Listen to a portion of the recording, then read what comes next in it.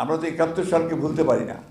আমরা যারা দেশ স্বাধীনতার সঙ্গে যুক্ত ছিলাম, লড়াই করেছি, যুদ্ধ করেছি, এই দেশে একটা স্বাধীন ভূখণ্ড এনে দেওয়া হয়েছে, যার ফলে আমরা এখানে বেঁচে আছি, টিকে আছি এই ভূখণ্ডে। সেটার দিকে থাকবো নাকি আমরা যারা সেটাকে নস্যাৎ করতে চেয়েছিল তাদের দিকে থাকবো? অত্যন্ত দুঃখজনকভাবে বলতে হয় যে আমরা কেন জানি না, আমরা সবসময় একটা নিজেদের মধ্যে একটা সমস্যা তৈরি করতে পারবো, যে ঠিক না।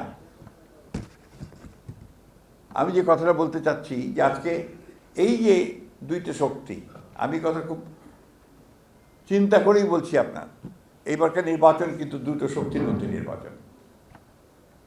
একটা শক্তি হচ্ছে বাংলাদেশের পক্ষের শক্তি, যেটা আমি আগে বললাম।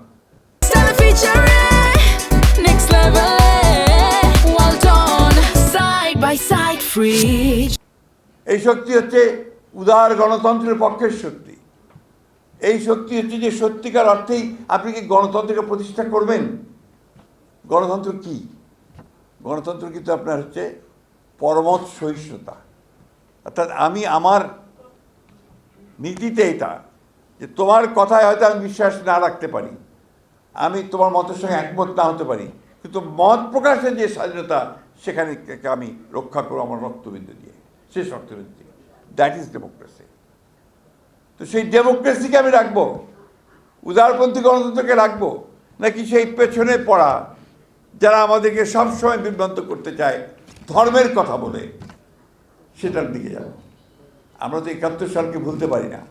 আমরা যারা দেশ স্বাধীনতার সঙ্গে যুক্ত ছিলাম, লড়াই করেছি, যুদ্ধ করেছি, এই দেশে একটা স্বাধীন ভূখণ্ড এনে দেওয়া হয়েছে, যার ফলে আমরা এখানে বেঁচে আছি, টিকে আছি এই ভূখণ্ডে।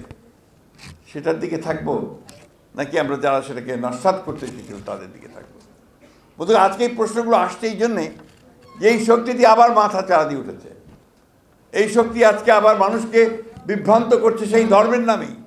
১৯৭১ সালেও কিন্তু সেই ধর্মের নামেই বিভ্রান্ত করতে চেয়েছিল। অথচ এই শক্তিটি ১৯৪৭ সালে যখন এই দেশের মুসলমানরা তাদের যে সেলফ ডিটারমিনেশন, নিজেদের জেগে ওঠার একটা, নিজেদের নিয়ন্ত্রণ করবার যে ক্ষমতা, শক্তি, সেটার জন্য যখন লড়াই করেছিল, ৪৭ সালে স্বাধীনতার জন্য সংগ্রাম করেছিল, তখন এই শক্তি কিন্তু সেটি আবার তারও বিরোধিতা করেছিল। এটা কিন্তু অনেকেই আমরা ভুলে যাই। আমি খুব পরিষ্কার করে বলতে চাই, ১৯৪৭ সালে এই শক্তিটি সেদিন পাকিস্তান আন্দোলনের বিরোধিতা করেছিল। ওই শক্তি ১৯৭১ সালে বাংলাদেশের স্বাধীনতার বিরোধিতা করেছে।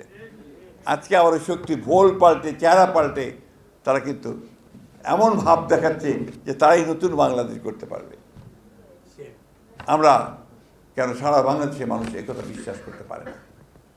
যে আমার জন্মকে অস্বীকার করেছে, যে আমার স্বাধীনতাকে অস্বীকার করেছে, তাকে বিশ্বাস করার কোনো কারণ থাকতে বলে আমি অন্তত মনে করি না, যারা আমার যুদ্ধের সঙ্গে জড়িত।